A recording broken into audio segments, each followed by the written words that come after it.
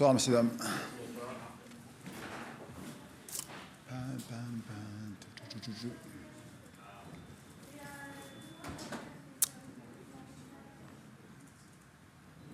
Ouais.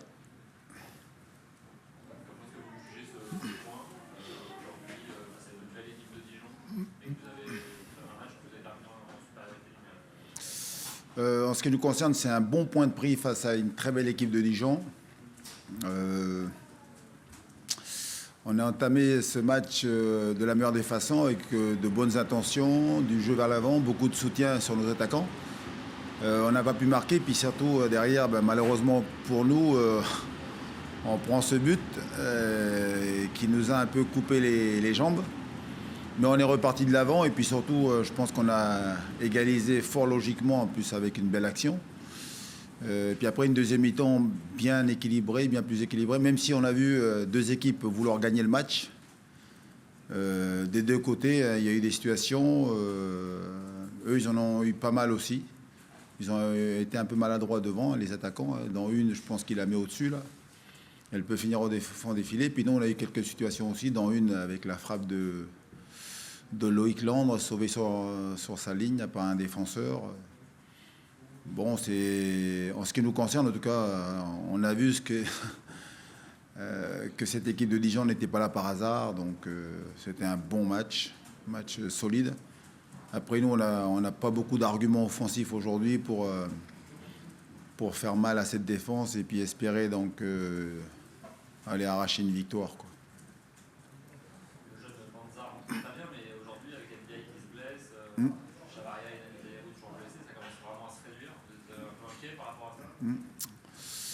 Oui, forcément que l'effectif se réduit, mais surtout donc dans le secteur offensif. Donc à nous, d'abord donc de continuer à croire à ceux qui sont là, donc à leur donner confiance, faire ce qu'il faut pour qu'ils soient efficaces ce week-end. Et puis forcément que là, j'espère donc qu'on pourra donc recruter et voilà, on pourra donc se renforcer. Mais bon, vous connaissez ma position à chaque fois, je fais avec l'effectif que j'ai, donc je ne me plains pas et à moi donc de trouver les solutions. Voilà. Quelles sont les nouvelles concernant Denis Day ? C'est un ménisque, donc c'est pas bon signe. Ouais, on le perd pour quelque temps. C'est fait ça tout seul. Ouais.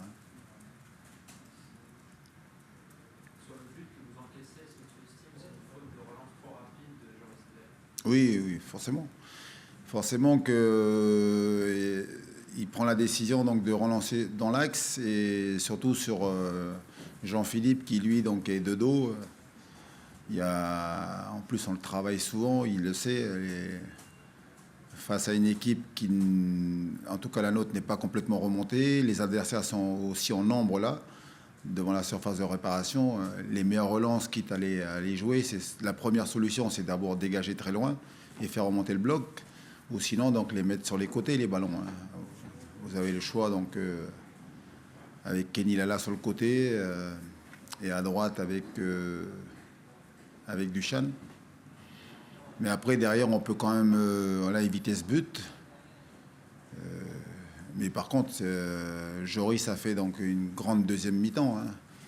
Il a fait, je crois, 3 parades qui permettent à l'équipe de ne pas encaisser ce deuxième but qui nous aurait fait beaucoup de mal. Donc, voilà. Quand ce sont des buts qui n'ont pas trop de conséquences, ça va. De la même manière que quand vous êtes égalisé contre Nancy, est-ce que tu peux avoir une meilleure appréciation de ton équipe contre un des équipes phares de ce championnat et sur le contenu de ce que tu as vu en termes d'intensité, vous avez quand même un peu bousculé, même si le match aurait pu basculer de quelque chose. Oui, c'était un match très équilibré. Puis surtout, ce que j'aimais, moi, c'est qu'on n'a pas été des deux côtés donc attentistes, quoi. On a voulu aller chercher la victoire. Et d'ailleurs, parfois, les blocs avaient du mal à suivre. Et donc, il n'y avait pratiquement plus de ligne, quoi. Donc, c'était intéressant. Alors, par rapport à la question, bien sûr qu'aujourd'hui, on a montré qu'on était capable de rivaliser avec les meilleures équipes. Mais après, faut pas avoir peur des mots. C'est-à-dire qu'on était diminué dans le domaine offensif. On n'a pas beaucoup d'arguments aujourd'hui pour aller plus peser. Mathias Autré, donc, fait ce qu'il peut. Il a baissé de pied physiquement, donc après, on l'a plus vu. L'AENA, ça a été donc... Nomen, ça a été donc... je veux dire, en dents de scie. Et puis le petit Simon, donc, il fait une bonne première mi-temps, puis après la deuxième mi-temps, on l'a plus vu, quoi. Il a plus pesé. Donc, alors qu'en face, on l'a vu dans cette deuxième mi-temps, que ce soit Tavares, Almafitano, Samaritano, même Dionis, ils ont plus pesé. C'est pour ça qu'ils nous ont quand même posé des problèmes. Et heureusement qu'on a eu une grande défense aujourd'hui, quoi. Avec aussi Joris qui a fait les arrêts qu'il fallait au bon moment, quoi. Mais c'est encourageant. Voilà. Ce sont des matchs qui nous donnent donc de l'espoir pour continuer donc à y croire. Et puis surtout, on espère avec ce point-là être capable le week-end prochain, avec une belle revanche contre cette équipe de Havre qui nous a fait mal à domicile, récupérer les 2 points perdus.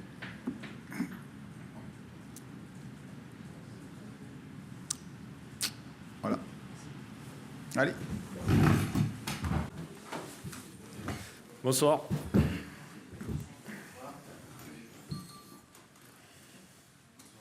C'est toi qui ouvre le bal? Vas-y, on va pas conclure.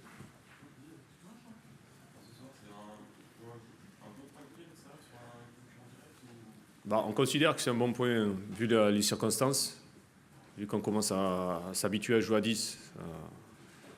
À 10, c'est compliqué quand même. Mais bon, voilà, c'est un bon résultat. On vient à Lens, qui est sur une super lancée. On fait un match nul. Effectivement, le résultat nous satisfait. Après, moi, je pense qu'on peut faire mieux. Je sais qu'on peut faire mieux. On a des occasions. On peut en mettre au moins une sur les deux. Elles sont flagrantes. Après, voilà, ça se joue à pas grand-chose. Donc, on a une pointe de regret, effectivement, sur ces occasions-là, quoi. Ça aurait été peut-être vraiment différent si on les avait mises au fond, quoi. Et si on n'avait pas joué à 10.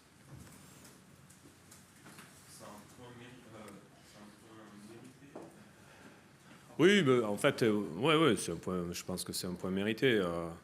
Bon, déjà, par rapport au courage des garçons, parce que bon, on a couru, on a défendu ce point. Donc ça c'est intéressant. On était obligé de faire beaucoup de changements un peu rapides au niveau sur la défense.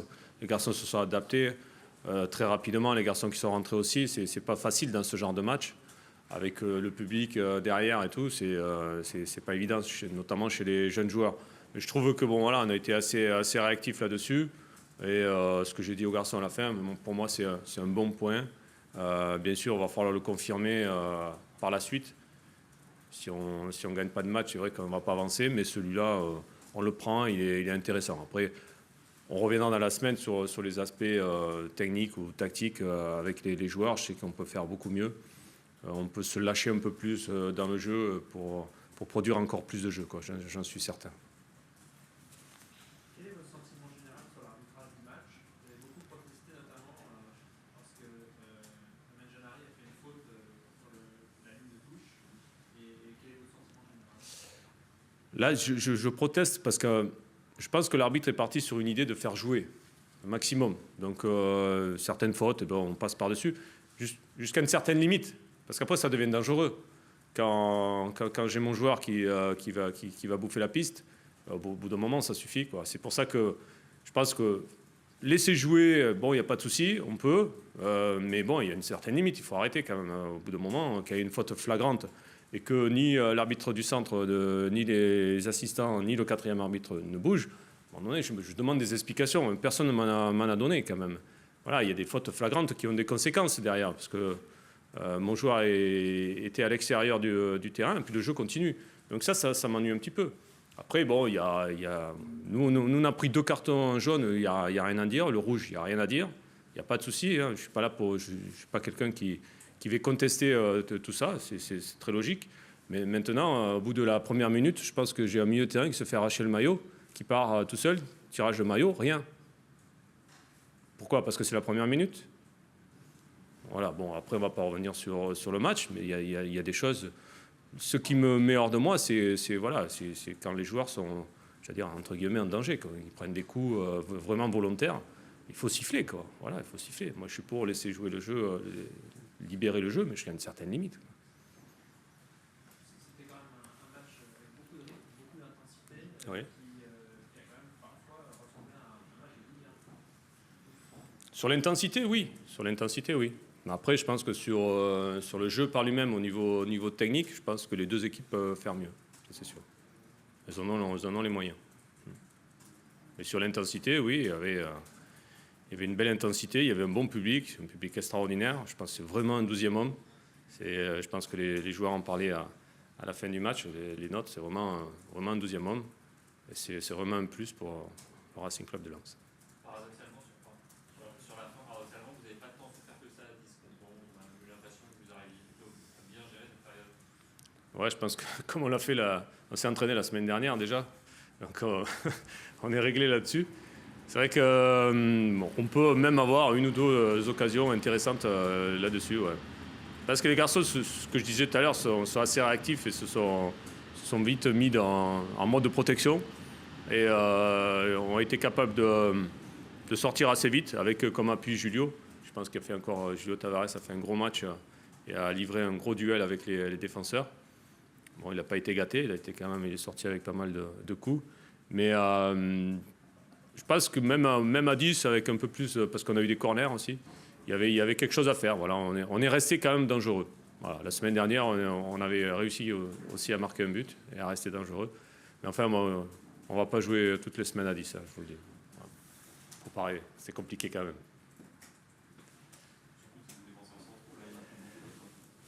Non. Non, on a un petit problème avec les défenseurs, mais ça, on le savait.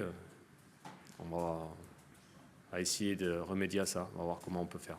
Ça va être compliqué parce que, effectivement, de ne pas avoir la même charnière centrale depuis un bout de temps nous coûte des points. Je pense que le but de ce soir aurait pu être vraiment évité. Mais bon, là, c'est comme ça. Pour l'instant, on se serre les coudes, on continue à avancer comme ça. On sait qu'on a des blessés, on n'est pas les seuls. Je pense qu'aussi à Lens, ils ont des blessés. D'autres clubs ont des blessés, mais il faut faire avec. C'est vrai que ça se cumule un peu sur les postes d'arrière central. Et c'est vraiment gênant. Ouais. C'est vraiment gênant, mais bon, pour l'instant, c'est comme ça. On fait avec. C'est quand même un parcours très intéressant, une position en classement qui n'est pas moins. Est-ce que vous pouvez quand même capitaliser sur un match où votre équipe a été très solide, notamment quand vous avez fait un infériorité numérique, mais également elle a résisté à la pression de Lens, ce qui quand même est un gage de solidité et d'équipe qui sait voyager? Oui, c'est un bon point parce qu'on ne le fait pas toujours bien. On est allé sur des matchs cette saison où à l'extérieur, on n'était pas dans les mêmes dispositions. Je pense qu'on commence aussi un petit peu à s'habituer. On était prévenu aussi de la pression, j'allais dire, populaire dans ce stade. Donc il n'y avait pas de surprise là-dessus. On était prévenus. Donc les garçons ont bien réagi par rapport à ça. Mais c'est vrai que sur ce match-là, on est arrivé à mieux voyager que certains matchs à l'extérieur où on fait des prestations moindres par rapport à ce qu'on produit à la maison. C'est la lucidité qui vous a manqué dans le dernier geste, notamment l'occasion de Denis, pousser le rebond, je sais pas. Non, moi je pense que là, bon, c'est un ballon qui doit aller au fond. Ouais, non, je pense que c'est un ballon qui doit au fond. Il faut attaquer son ballon, comme on disait. Voilà, c'est pas des ballons faciles à mettre. Hein, il faut la pousser quand même. Il faut y aller, il faut donner la bonne impulsion. Il y a l'occasion de Samaritano aussi, qui est un peu plus difficile, mais un contre avec le gardien sort bien. Ouais, bon, voilà, c'est le dernier geste, n'est pas toujours simple. Loïs a le mérite d'être bien placé. Il y a un super centre d'Arnaud Souquet. Des fois, on dit il n'y a plus qu'à la mettre au fond. C'est pas si facile que ça, la preuve. Voilà. Comment vous jugez les prestations de Samaritano et Amalfitano? Je pense qu'aujourd'hui, Romain Amalfitano est sur une très bonne lancée depuis un bout de temps. C'est lui qui amène le pep, c'est lui qui amène la percussion. Voilà, c'est lui qui amène aussi la communication devant. Donc ça, c'est un plus. Il nous amène. Je pense que lui est monté d'un cran là-dessus. Fred a besoin de renouveler les matchs. Il a été blessé, il a été malade en début d'année et ça se ressent encore. même si je pense que c'est un garçon très important dans le groupe et qui va nous amener beaucoup plus encore. Voilà. Mais il a besoin de retrouver un petit peu de rythme. Il a beaucoup donné sur les 6 premiers mois. Et là, ça devient... je pense qu'il va revenir très fort après cette période de repos qu'il a eue pendant la trêve.